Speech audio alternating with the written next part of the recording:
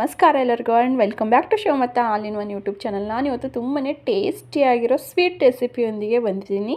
ಇನ್ನೇನು ಬೇಸಿಗೆ ಸ್ಟಾರ್ಟ್ ಆಗ್ತಾ ಬಂತು. ಈ ಬೇಸಿಗೆಯಲ್ಲಿ ಏನಾದರೂ ತಣ್ಣನೆ ಆಗಿ ತಿನ್ನಬೇಕು ಅಂತ ಎಲ್ಲರಿಗೂ ಇಷ್ಟ ಆಗುತ್ತೆ. ಐಸ್ ಕ್ರೀಮು, ಮಜ್ಜಿಗೆ, ಲಸ್ಸಿ ಅಂತ ಬೇಸಿಗೆಯಲ್ಲಿ ಏನೇನೋ ತಿಂತಾ ಇರ್ತೀವಿ, ಕುಡಿತಾ ಇರ್ತೀವಿ.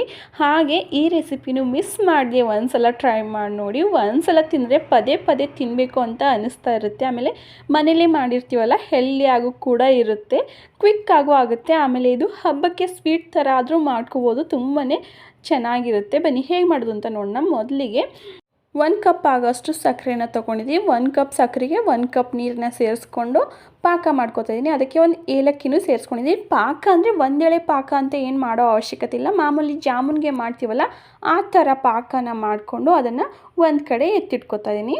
ಮತ್ತು ಇನ್ನೊಂದು ಕಡೆ ಒಂದು ತವೆನ ಇಟ್ಕೊಂಡು ಆ ತವೆ ಮೇಲೆ 2 ಸ್ಪೂನ್ ಆಗೋಷ್ಟು ತುಪ್ಪನ ಹಾಕ್ಕೊಂಡು ಮತ್ತು ಇನ್ನೊಂದು ಸ್ವಲ್ಪ ಎಣ್ಣೆನ ಹಾಕ್ಕೋತಾ ಇದ್ದೀನಿ. ಈ ಬ್ರೆಡ್ ಸ್ವೀಟ್ಗೆ ನೀವು ಎಣ್ಣೆಲೇ ಬೇಕಾದರೂ ಫ್ರೈ ಮಾಡ್ಕೋಬೋದು, ಆದರೆ ಅದಕ್ಕೆ ಅದ್ರ ಜೊತೆ ಒಂದು ಸ್ವಲ್ಪ ತುಪ್ಪನೇ ಸೇರಿಸ್ಕೊಂಡ್ರೆ ತುಂಬಾ ಟೇಸ್ಟಿಯಾಗಿ ಬರುತ್ತೆ. ಈ ಬ್ರೆಡ್ ಸ್ವೀಟು ಮಕ್ಕಳಿಗೆ ಐಸ್ ಕ್ರೀಮ್ ಥರ ಕೊಟ್ಟರೆ ಇದು ಬ್ರೆಡ್ಡಿಂದ ಮಾಡಿರೋದಂತನೂ ಗೊತ್ತಾಗಲ್ಲ, ಅಷ್ಟೊಂದು ಇಷ್ಟಪಟ್ಟು ಐಸ್ ಕ್ರೀಮ್ ಅಂದ್ಕೊಂಡು ತಿಂತಾರೆ. ಇವಾಗ ಎಣ್ಣೆ ಒಂದು ಸ್ವಲ್ಪ ಕಾದ್ಮೇಲೆ ಅದಕ್ಕೆ ಬ್ರೆಡ್ನ ಹಾಕೋತಾ ಇದ್ದೀನಿ. ಬ್ರೆಡ್ ತುದಿ ಭಾಗದಲ್ಲಿರೋ ಬ್ರೌನ್ ಕಲರ್ನ ಎಲ್ಲನೂ ತೆಗೆದ್ಬಿಟ್ಟು ಸೆಂಟ್ರಲ್ಲಿರೋದು ಮಾತ್ರ ಎಣ್ಣೆಲಿ ಫ್ರೈ ಮಾಡ್ಕೋತಾ ಇದ್ದೀನಿ. ಹಾಗೆ ಅದಕ್ಕೆ ವೈಟ್ ಬ್ರೆಡ್ಡೇ ತೊಗೋಬೇಕು, ಬ್ರೌನ್ ಬ್ರೆಡ್ಡಲ್ಲಿ ಅಷ್ಟೊಂದು ಈ ಸ್ವೀಟ್ ಚೆನ್ನಾಗಲ್ಲ. ನೋಡಿ, ಇಷ್ಟು ಫ್ರೈ ಆಗಬೇಕು, ಗೋಲ್ಡನ್ ಬ್ರೌನ್ ಆಗೋವರೆಗೂ ನೀಟಾಗಿ ಫ್ರೈ ಆದಮೇಲೆ ಅದನ್ನು ಒಂದು ಕಡೆ ಎತ್ತಿಟ್ಕೊಂಡು ಇನ್ನು ಅದೇ ಥರ ಮಿಕ್ಕಿರೋ ಎಲ್ಲ ಬ್ರೆಡ್ಗಳನ್ನು ನಾನಿಲ್ಲಿ ಫ್ರೈ ಮಾಡ್ಕೊತಾ ಇದ್ದೀನಿ. ಹಾಗೆ ಇನ್ನು ಯಾರೆಲ್ಲ ನನ್ನ ಚಾನಲ್ಗೆ ಸಬ್ಸ್ಕ್ರೈಬ್ ಆಗದೆ ವೀಡಿಯೋನ ನೋಡ್ತಾ ಇದ್ದರೆ ದಯವಿಟ್ಟು ಒಂದು ಸಲ ಸಬ್ಸ್ಕ್ರೈಬ್ ಮಾಡಿಕೊಂಡು ವೀಡಿಯೋನ ನೋಡ್ಕೊಳ್ಳಿ. ಮತ್ತು ವಿಡಿಯೋ ಸ್ಕಿಪ್ ಮಾಡದೆ ಕೊನೆಯವರೆಗೂ ನೋಡಿ. ಬ್ರೆಡ್ ಸ್ವೀಟ್ ರೆಸಿಪಿ ನಿಮಗೆ ಇಷ್ಟ ಆದರೆ ಲೈಕ್ ಮಾಡೋದನ್ನು ಮರಿಬೇಡಿ. ಮತ್ತು ಪಕ್ಕದಲ್ಲಿರೋ ಬೆಲ್ ಐಕನ್ನು ಒಂದು ಸಲ ಪ್ರೆಸ್ ಮಾಡಿ, ಬಿಕಾಸ್ ನಾನು ಹಾಕೋ ಪ್ರತಿಯೊಂದು ಹೊಸ ವಿಡಿಯೋ ಫಸ್ಟು ನೋಟಿಫಿಕೇಷನ್ ನಿಮಗೆ ಬರುತ್ತೆ. ಇವಾಗ ಅಷ್ಟು ಬ್ರೆಡ್ನು ನಾನಿಲ್ಲಿ ಫ್ರೈ ಮಾಡ್ಕೊತಾ ಇದ್ದೀನಿ. ಆಮೇಲೆ ಒಂದು ಬಾಣಲಿಗೆ 1/2 ಲೀಟರ್ ಆಗೋಷ್ಟು ಹಾಲನ್ನ ಸೇರಿಸ್ಕೊತಾ ಇದ್ದೀನಿ. 4 ರಿಂದ 5 ಬ್ರೆಡ್ಗಳಿಗೆ ಈ 1/2 ಲೀಟರ್ ಹಾಲು ಸಾಕಾಗುತ್ತೆ. ಇನ್ನು ಜಾಸ್ತಿ ಕ್ವಾಂಟಿಟಿಲಿ ಮಾಡ್ತೀನಂದರೆ ಇನ್ನು ಜಾಸ್ತಿ ಹಾಲು ತೊಗೋಬೇಕಾಗುತ್ತೆ. ಹಾಲನ್ನ ಮೊದಲು ಕಾಯಿಸ್ಕೊತಾ ಇದ್ದೀನಿ.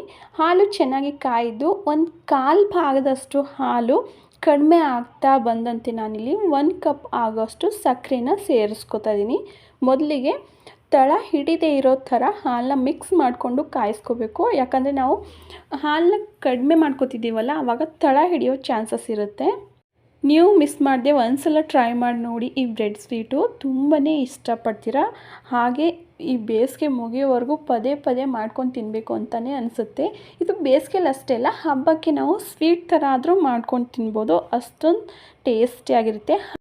ಮತ್ತು ನಾನು 1 ಸ್ಪೂನ್ ಆಗೋಷ್ಟು ಕಸ್ಟರ್ಡ್ ಪೌಡರ್ನ ತೊಗೊಂಡಿದ್ದೀನಿ. ಆ ಕಸ್ಟರ್ಡ್ ಪೌಡರ್ಗೆ ತಣ್ಣೀರನ್ನ ಹಾಕ್ಕೊಂಡು ಮಿಕ್ಸ್ ಮಾಡ್ಕೊತಾ ಇದ್ದೀನಿ. ಬಿಸಿನೀರು ಹಾಕ್ಕೊಂಡ್ರೆ ಅದು ಗಂಟು ಆಗೋಕ್ಕೆ ಸ್ಟಾರ್ಟ್ ಆಗುತ್ತೆ. ಇಲ್ಲ ಬಿಸಿ ನೀರು, ಬಿಸಿ ಹಾಲು ಹಾಕ್ಕೊಳ್ಳೋಕೆ ಹೋಗಬಾರ್ದು. ಮೀಡಿಯಮ್ ಆಗಿರೋ ನೀರಲ್ಲೂ ಅಥವಾ ಹಾಲಲ್ಲೇ ಮಿಕ್ಸ್ ಮಾಡ್ಕೋಬೇಕು. ನಿಮ್ಮ ಹತ್ರ ಕಸ್ಟರ್ಡ್ ಪೌಡರ್ ಇದ್ದರೆ ಕಸ್ಟರ್ಡ್ ಪೌಡರ್ ಬೇಕಾದರೂ ಯೂಸ್ ಮಾಡ್ಕೋಬೋದು. ಇಲ್ಲ ಅಂತಂದರೆ ನೀವು ಮಿಲ್ಕ್ ಮೇಡ್ ಕೂಡ ಯೂಸ್ ಮಾಡ್ಕೋಬೋದು ಕಸ್ಟರ್ಡ್ ಪೌಡರ್ ಬದಲಿಗೆ. ಹಾಗೆ ನಾನಿಲ್ಲಿ ಒಂದು 4 ರಿಂದ 5 ಎಸಳು ಕೇಸರಿನ ಮೊದಲೇ ಬಿಸಿ ನೀರಲ್ಲಿ ನೆನೆಸಿಟ್ಟಿದ್ದೆ. ಕಲರ್ ಚೆನ್ನಾಗಿ ಬರುತ್ತೆ, ಹಾಗೆ ಟೇಸ್ಟು ಬರುತ್ತೆ ಅಂತ ನೆನೆಸಿಟ್ಟಿರೋ ಕೇಸರನ್ನ ಇಲ್ಲಿ ಸೇರಿಸ್ಕೊಂಡು ಮತ್ತು 1 ಏಲಕ್ಕಿನೂ ಸೇರಿಸ್ಕೊತಾ ಇದ್ದೀನಿ. ಮತ್ತು ಮಿಕ್ಸ್ ಮಾಡಿ ಇಟ್ಕೊಂಡಿರೋ ಕಸ್ಟರ್ಡ್ ಪೌಡರ್ನು ನಾನಿಲ್ಲಿ ಸೇರಿಸ್ಕೊತಾ ಇದ್ದೀನಿ. ನೋಡ್ಬೋದು ನೀವು, ಕಸ್ಟರ್ಡ್ ಪೌಡರ್ ಸೇರಿಸ್ಕೊತಾ ಇದ್ದಂತೆ ಹಾಲು ಎಷ್ಟು ಕ್ರೀಮಿಯಾಗಿ ಚೆನ್ನಾಗಿ ಗಟ್ಟಿ ಆಗ್ತಾಯಿದೆ ಅಂತ. ಇವಾಗ ಹಾಲು ಅರ್ಧದಷ್ಟು ಕಡಿಮೆ ಆಗಿದೆ. ಹಾಗೆ ಕಸ್ಟರ್ಡ್ ಪೌಡರ್ ಹಾಕಿದ್ದಕ್ಕೂ ಕೂಡ ಒಂದು ಸ್ವಲ್ಪ ಗಟ್ಟಿಯಾಗಿದೆ, ಕ್ರೀಮಿಯಾಗಿ ಕಾಣಿಸುತ್ತೆ. ಇವಾಗ ನಾನು ಗ್ಯಾಸ್ನ ಆಫ್ ಮಾಡ್ಕೋತಾ ಇದ್ದೀನಿ, ಯಾಕಂದರೆ ಆರಿದ ಮೇಲೆ ಅದು ಇನ್ನೊಂದು ಸ್ವಲ್ಪ ಗಟ್ಟಿಯಾಗುತ್ತೆ. ಸೊ ಒಂದು ಸ್ವಲ್ಪ ತೆಳುವಾಗಿರುವಾಗಲೇ ಅದನ್ನು ಆಫ್ ಮಾಡಿಕೊಂಡು ಇನ್ನೊಂದು ಕಡೆ ಫ್ರೈ ಮಾಡಿ ಇಟ್ಕೊಂಡಿದ್ವಲ್ಲ ಬ್ರೆಡ್ನ, ಅದರಲ್ಲಿ 1ರಲ್ಲಿ 4 ಪೀಸಸ್ ಆಗಿ ಕಟ್ ಮಾಡ್ಕೋತಾ ಇದ್ದೀನಿ.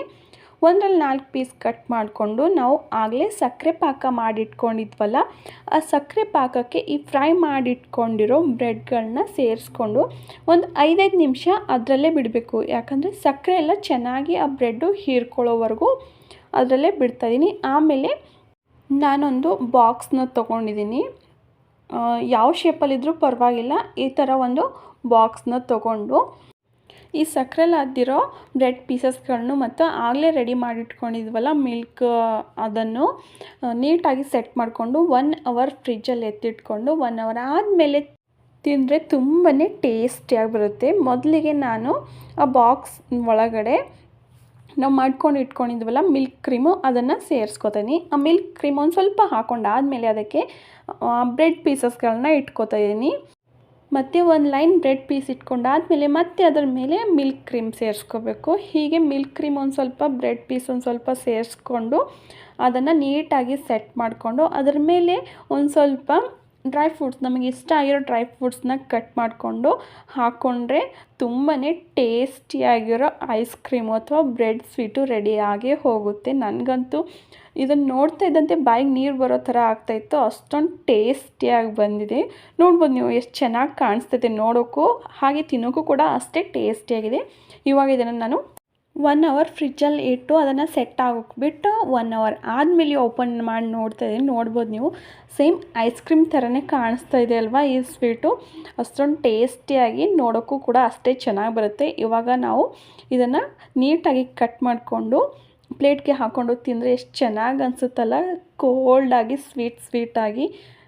ಐಸ್ ಕ್ರೀಮ್ ಇಷ್ಟಪಡೋರಂತೂ ಈ ರೆಸಿಪಿನ ಮಿಸ್ ಮಾಡದೆ ಟ್ರೈ ಮಾಡಿ ನೋಡಿ. ತುಂಬಾ ಟೇಸ್ಟಿ ಆ್ಯಂಡ್ ಕ್ರೀಮಿಯಾಗಿ ಬರುತ್ತೆ.